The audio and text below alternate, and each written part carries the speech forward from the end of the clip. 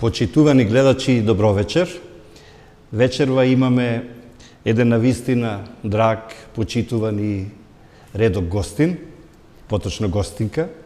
Тоа е Олга Панкина, ни доаѓа од Москва. Деновиве Панкина, вие дојдовте во Скопје. Поводот беше промоцијата на новата поетска книга од академикот Влада Урошевиќ.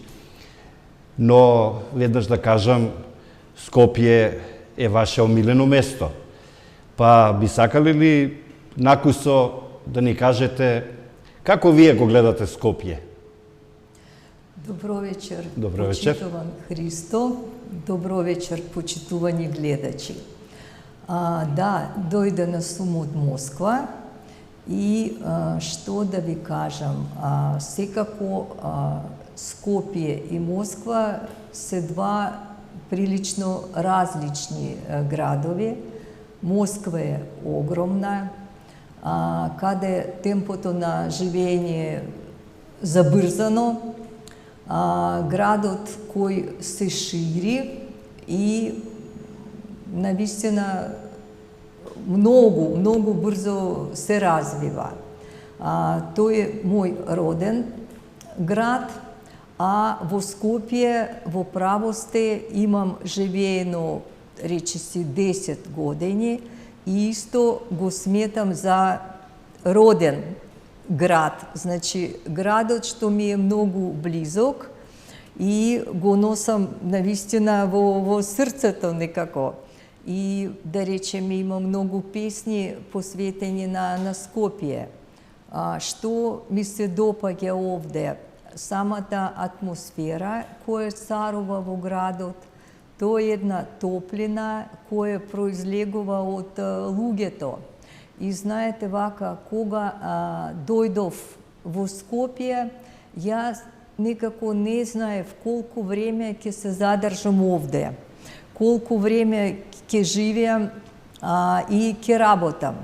Бидејќи дојдов со вака посебна цел, да бидам поблизу до писателите, до библиотеките.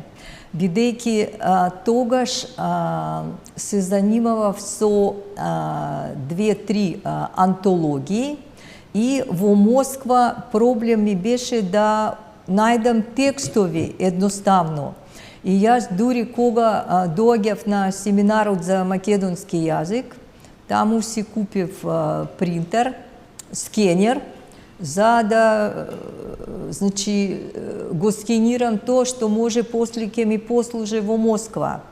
И тогаш се спријателив некако со директорот на библиотеката и тој ми даваше книги за дома и другите семинаристи одеа на плажа, а јас со книги копирав за да имам после во Москва материјал за превод, за препев. И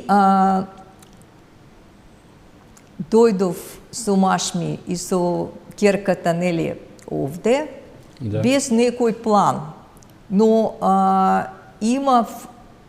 тогаш веќе имав многу пријатели овде, и некако толку убаво вака се почувствувавме, што еве остановме и 10 години бевме во Скопје и кој знае, можеби ќе се вратиме. Сега доаѓам овде од Москва, а во текот на тие 10 години некако обратно, од Скопје одев за Москва. Така што, мислам, често патувам за таму и за ваму. Убаво е да се слушне некој убав збор за Скопје, за Македонија, посебно од вас, бидејќи вие не само што 10 години живеевте овде во Скопје, во Македонија, туку и претходно работевте цели 15 години во амбасадата на Република Македонија во Русија, поточно во Москва. И сега сакам малку да ве вратам во Москва, бидејќи вие сте родени во Москва. Како што велиме ние, вие сте градско дете. Да. Родени сте во еден велеград, во еден голем град. И мене ме интересира на почетокот да ни кажете кој прв ја пробуди кај вас љубовта кон книгата, кон читањето, кон пишувањето.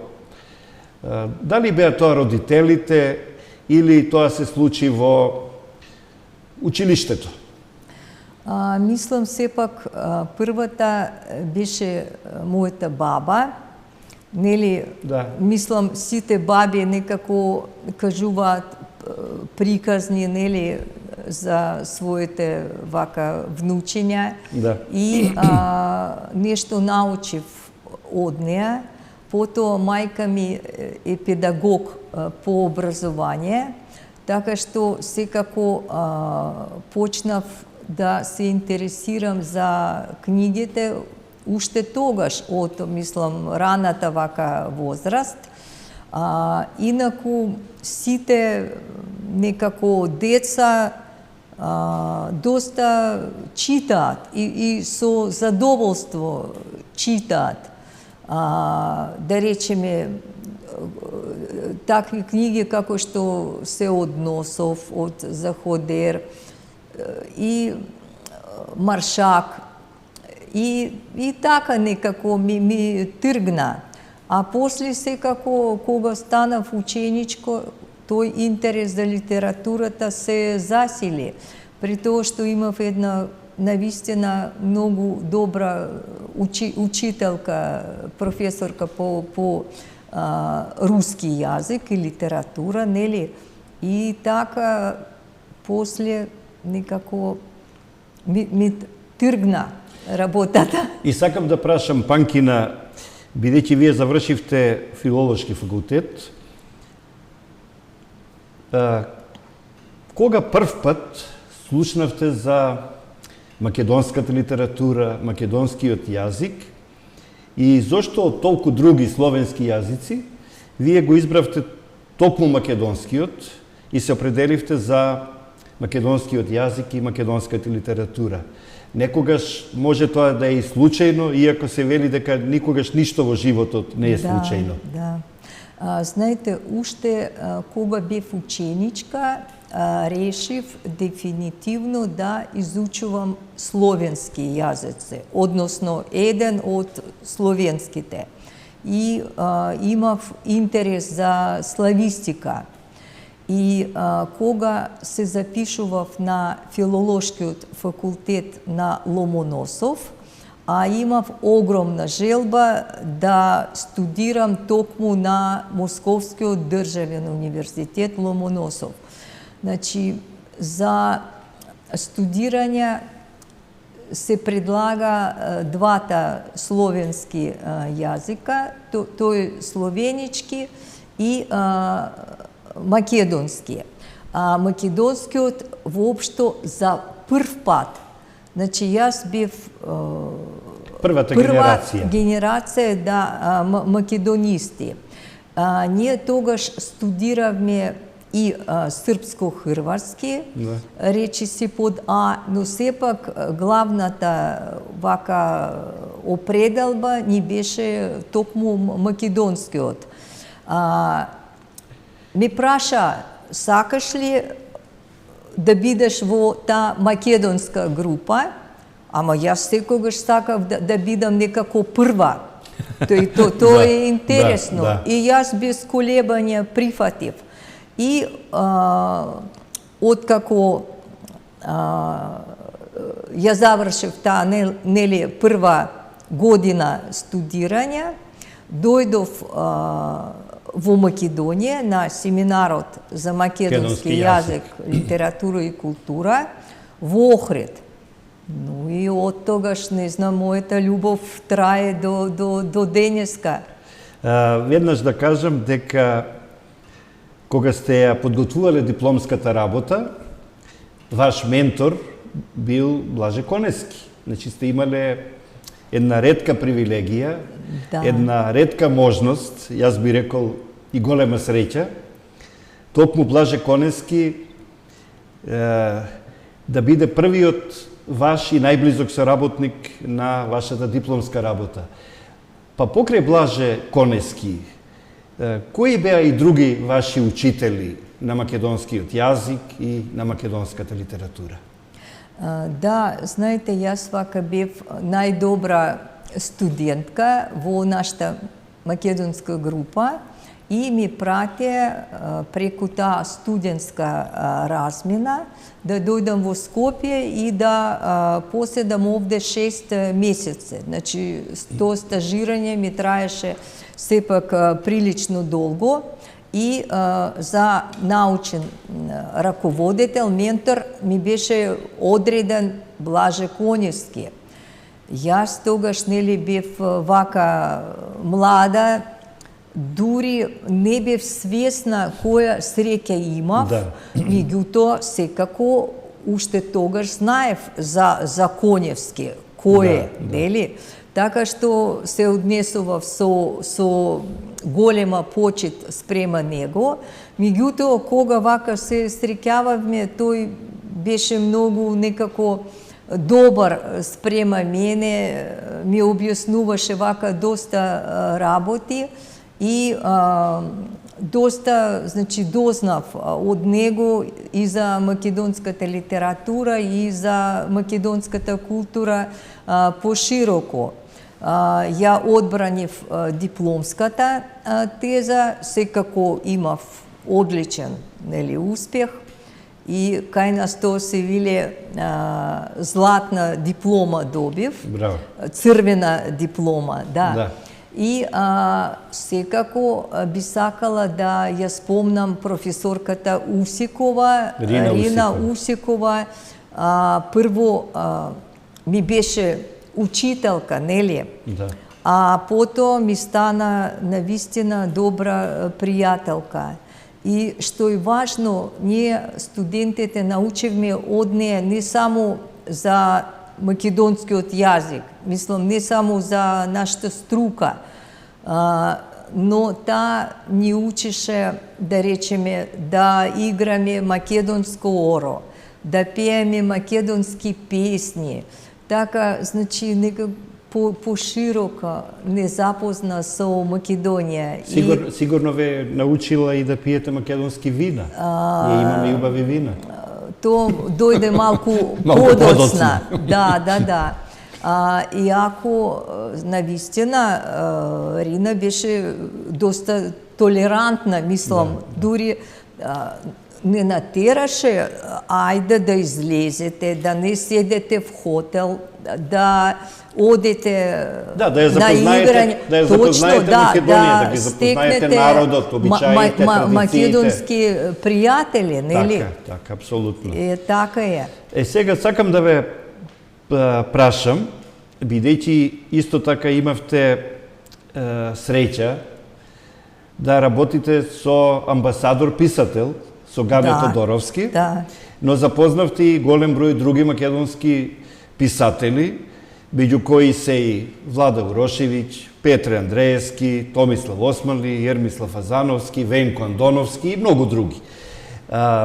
Знам дека имате преведено многу македонски книги, поточно имате преведено повеќе од 70 посебни наслови, значи посебни книги, и над 300 творби од македонски писатели. Значи, раскази, песни и други нивни прилози. Навистина еден импозантен опус и со право ние овдека велиме дека Олга Панкина е институција, односно институт, бидејќи самата постигнува многу повеќе отколку некои организации кои што имаат повеќе и од 10 и од 20 вработени лица. Сакам директно да ве прашам. Преведовте многу дела, многу книги, а сепак сигурно има една книга која што некако посебно ви легнала и ви се залепила при срцето. Која е таа книга?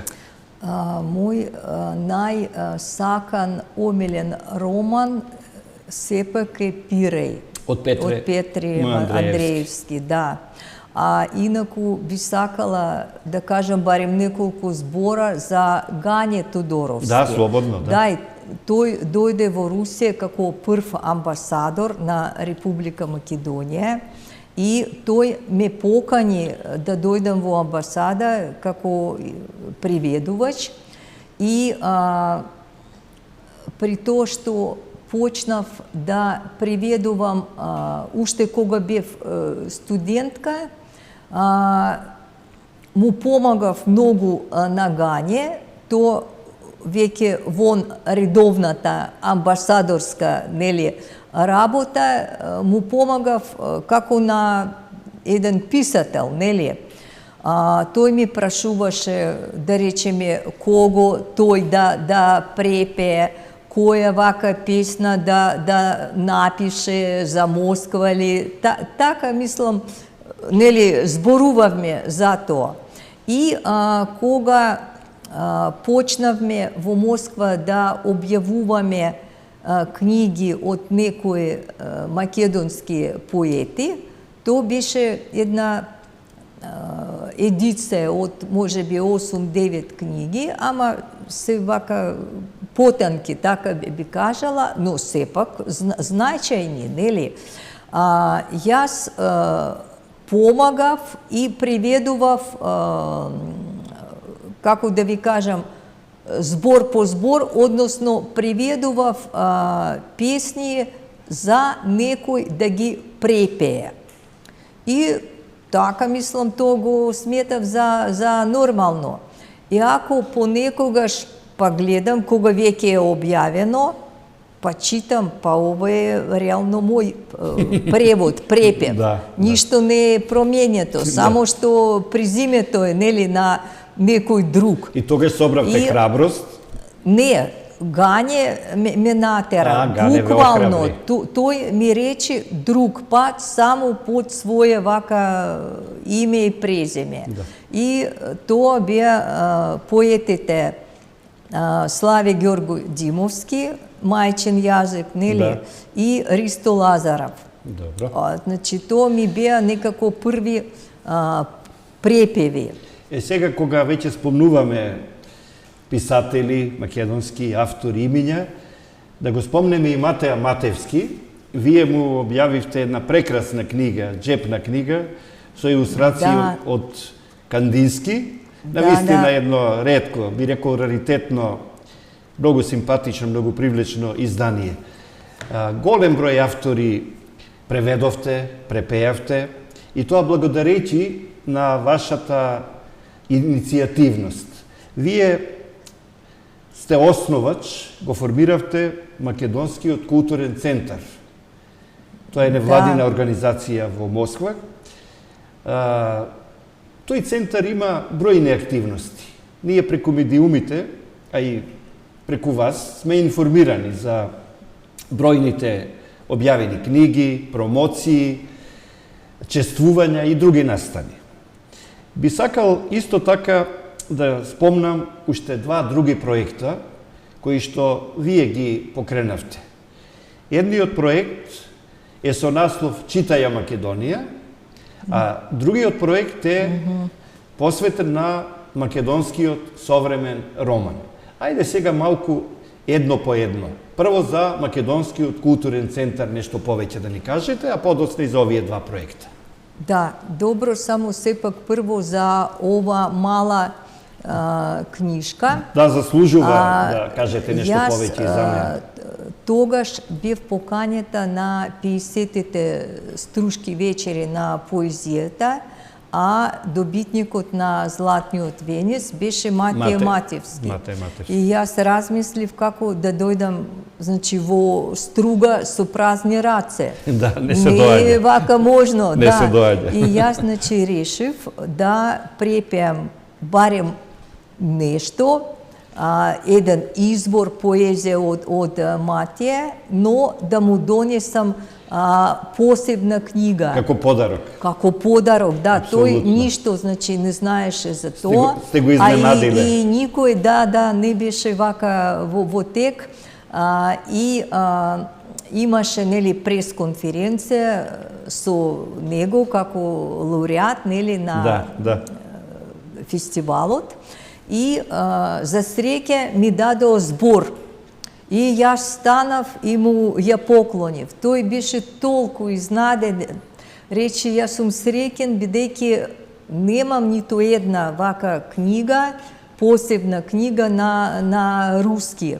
Секако Матеј е застапен во сите антологии објавени во Русија, нели? Но така посебна книга му остана само ова. После, да, некако околу 300 или над, можеби веќе 300 писатели ги застапив на некој начин во литературата, во превод, препев на руски. И над 70 книги посебно. Да.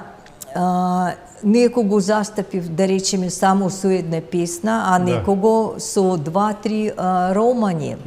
И вака, кога почнав активно вака да преведувам, да работам, имаше, за пример, само 2 романисти кои беа познати во Русија со посебни книги.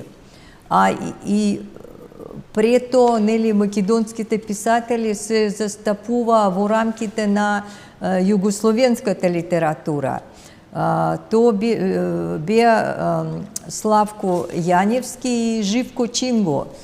По еден роман им беше преведен.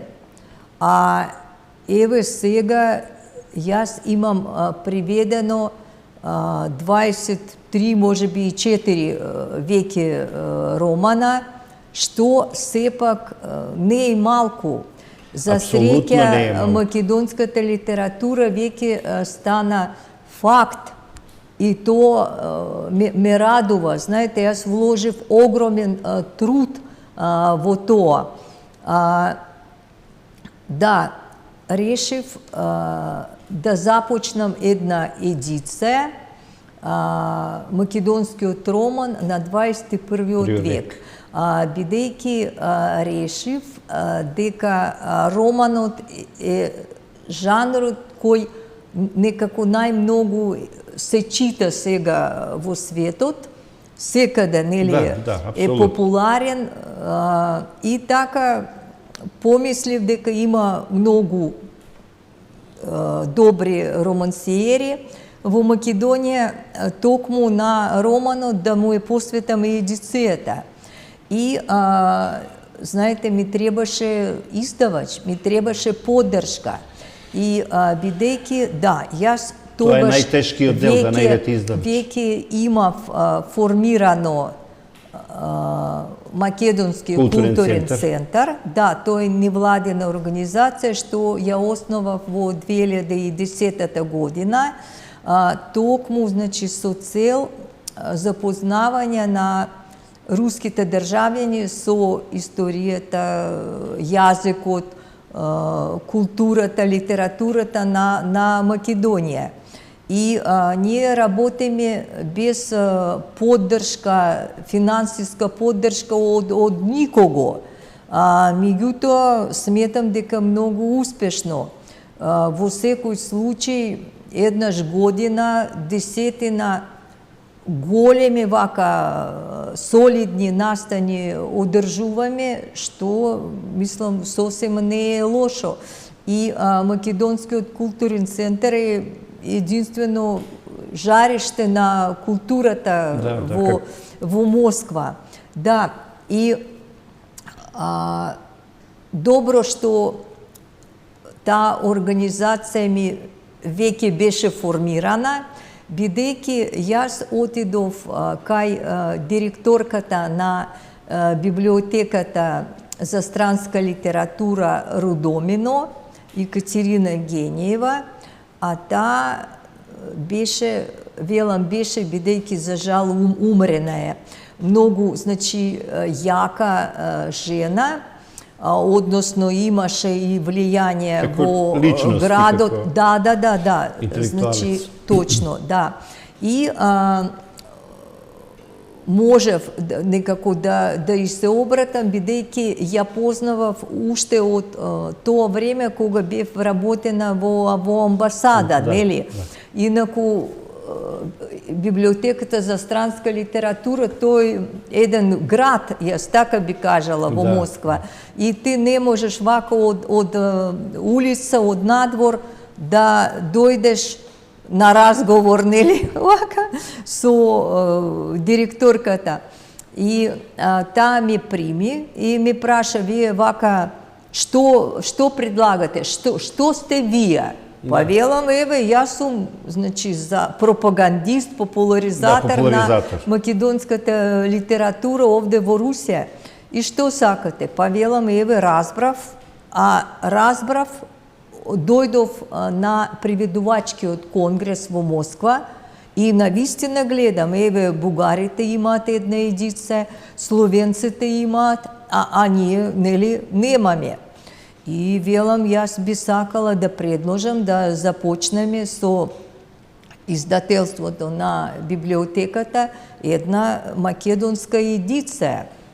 Добро, еве и објаснем за што се работи. Па добро, вели, би можело, но кога? А јас до тогаш го преведов романот на Оливера Николова "Вежби за Ибан Пајка" и романот имаше вака прекрасни одгласи, нели? И се најде на позитивен некако, значи, начин беше примен и таа ми вели, да, во ред. И што значи? Па велам, еве го текстот на првиот роман. Го имате ли? Па да, велам, еве, да почнеме. Таа вели, штом така, и ми даде благослов, така би кажала. Значи, фактички започнавте со "Вежби за Ибан Пајко" од Оливера Николова и потоа се редеа и другите романи. Да, но "Вежби за Ибан Пајко", тоа е друга едица, која се вика "100 словенски романи". Мислам, позната и овде, секоја словенска земја, значи, ги има 10, нели, предлага 10 автори. А во современниот македонски роман на 21 век, со која книга почнавте? Значи, еве, ја гледам овде, почнавме со Храпешко од Ернис Лафазановски и знаете вака што, мислам, сметам пак за еден успех. Еве овде има македонско знаме, еве и овде, нели, има ознака дека ова е едица, овде се пишува дека јас сум автор на проектот и со тоа стварно некако се гордеам. Панкин, само да ве прашам. Само да објаснам, Христо, уште една работа. За да кажеме нешто и за читајте ја Македонија, така да проговорите. Слика на секоја, значи, корица, на секоја книга има слика од еден современ македонски уметник. Ликовен уметник, така. Да, ова е на Сергеј Андреевски, да речеме. Ова е иста едица. Кај Томислав Османли, да. Од Томислав, да. 21-иот век. Да. Ова од Пиношлиски, мислам. Да.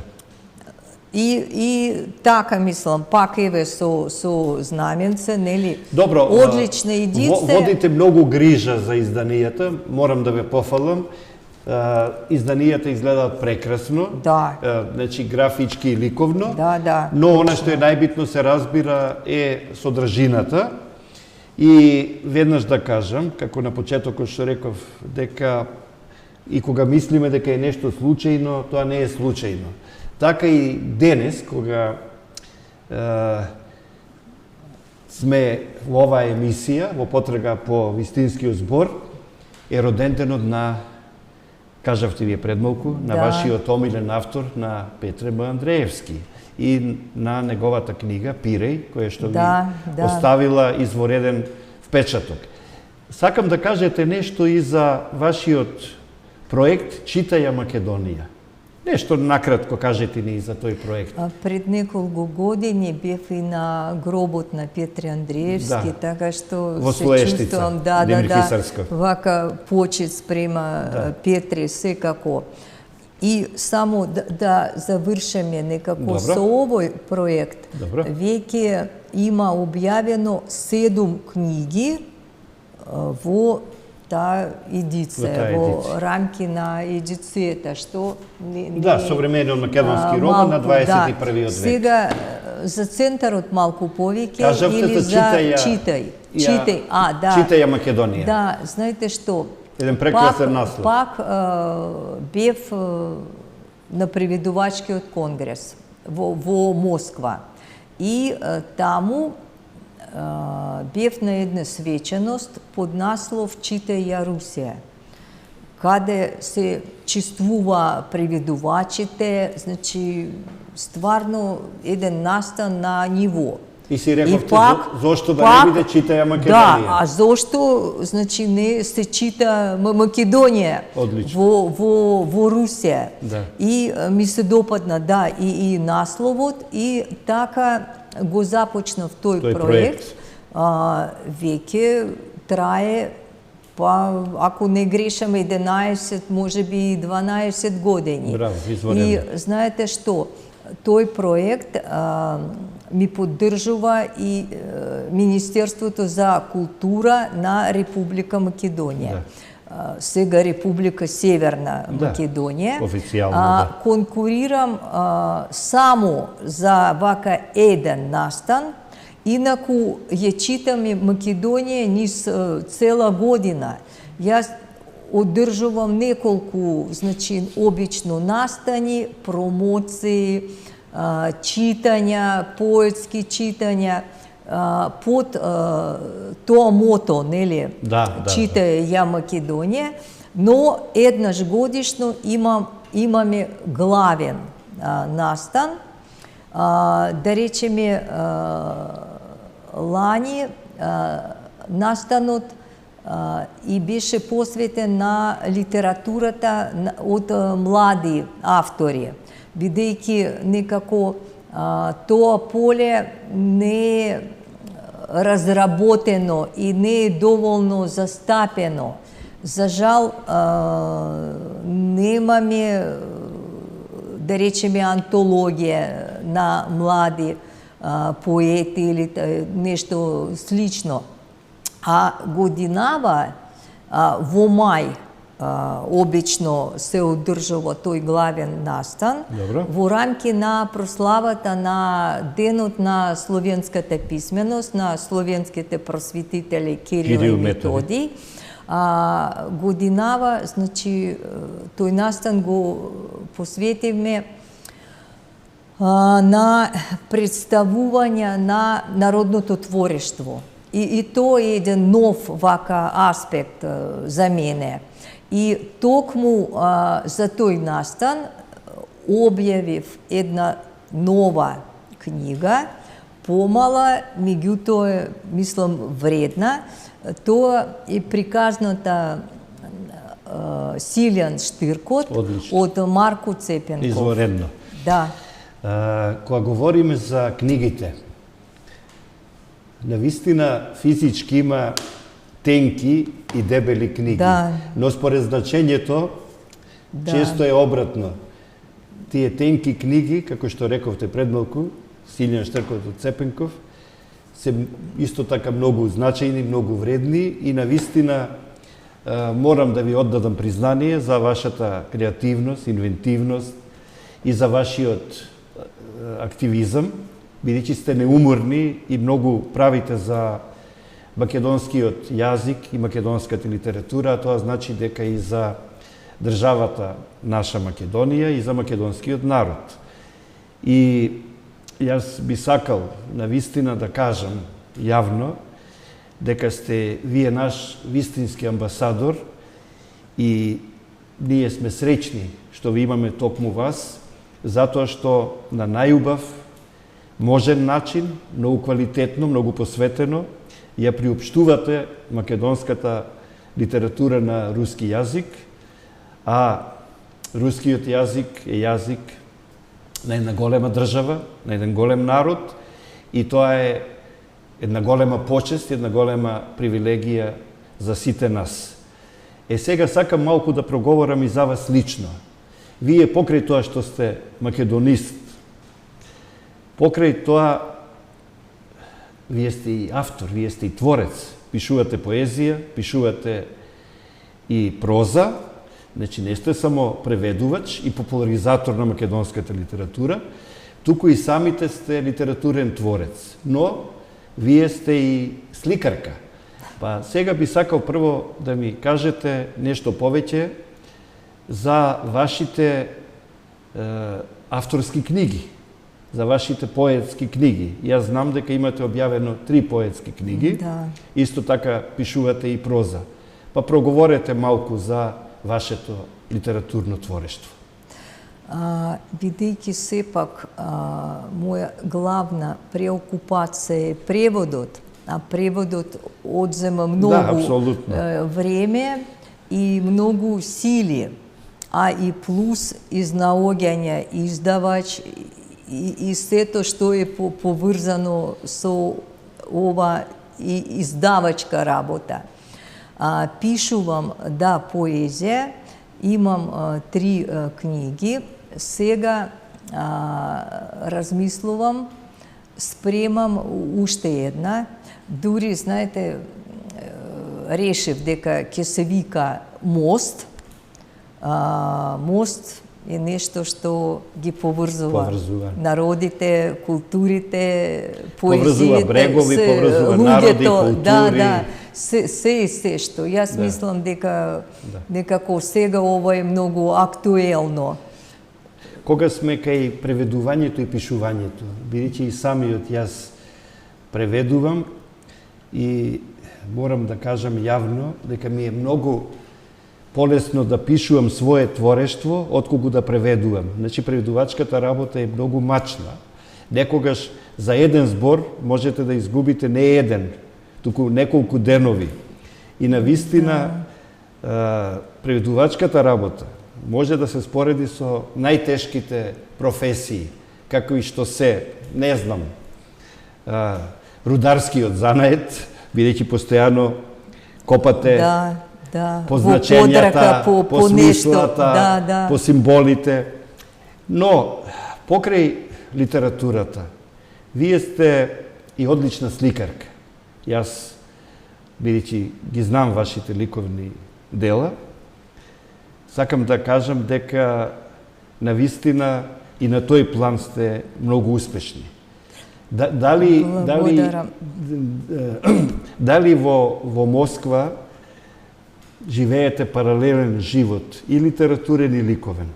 Да, за жал во Москва немам толку добри услови вака за сликање, меѓутоа продолжувам и последно во време имав 2-3 изложби, така што и тоа добро ми оди.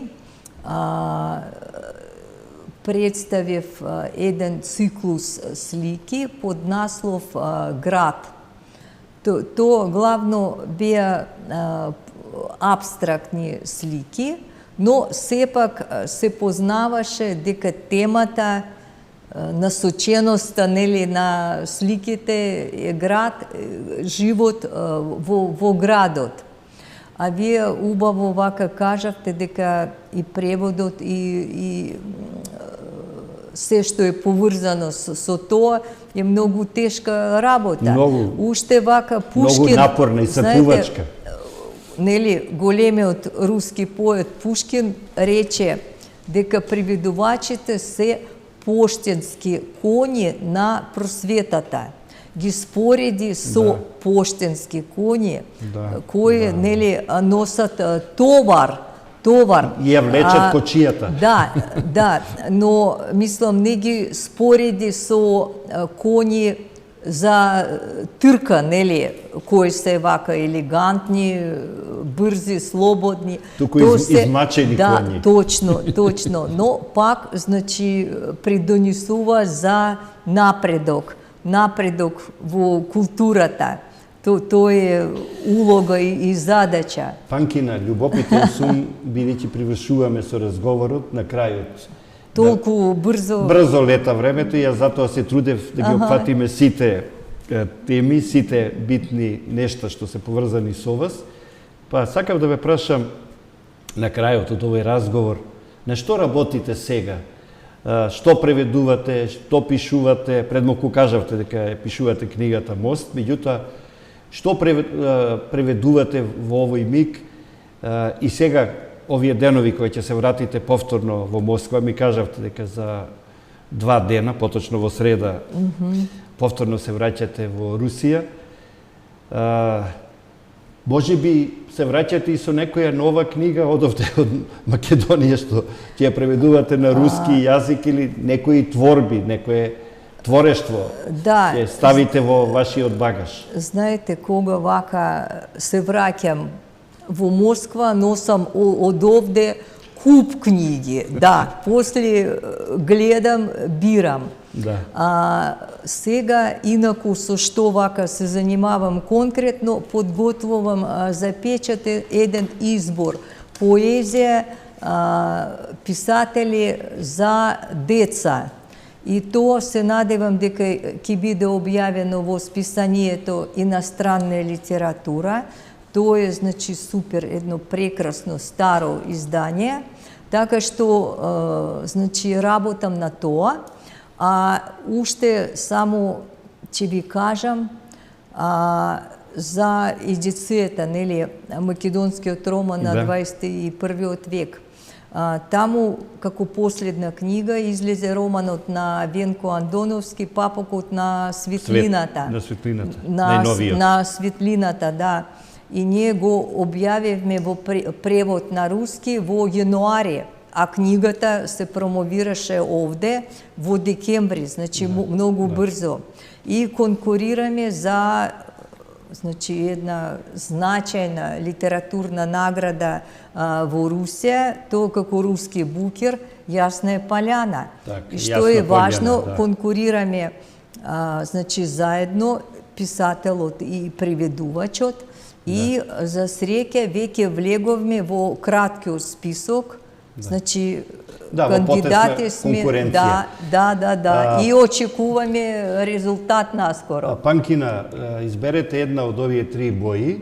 Црвената. Со црвената, бидејќи сте биле одличен студент, па сте добиле и рековте златна, односно црвена диплома. Ќе ве замолиме овде да го напишете автограмот, значи вашето име и презиме, датумот денешен, 25 септември, и овде една мисла, односно еден ваш стих, додека вие пишувате, овдека датумот, 25 септември 2023 година, додека вие пишувате и додека овдека ќе го запишете и вашиот стих, јас само да кажам дека навистина ми беше многу драго што бевте наш гостин на Вистинска телевизија, или скратено на Вистел, и што учествувавте во нашата емисија во потрага по вистинскиот... Да продолжам. Во потрага по вистинскиот збор. Верувам дека во овој стих, што сега ќе го напишете, се содржани многу ваши искрени, доживеани и вистински зборови и посакувам повторно да разговараме, повторно да бидете наша гостинка, бидејќи вие секогаш имате што ново да ни соопштите, бидејќи како што предмалку и самите рековте дека ја создавате книгата Мост.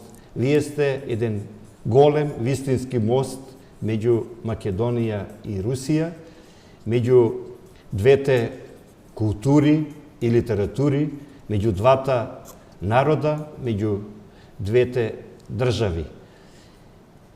Јас ви посакувам најпрвин добро здравје и да ви се остварат сите ваши желби и соништа и при секое следно ваше доаѓање во Македонија, повторно да ни донесете некој нов превод, некоја нова книга. И за се досега што имате направено. Еве, сакам со рака да ви честитам и да ви заблагодарам за вашиот навистина огромен вложен труд. Благодарам.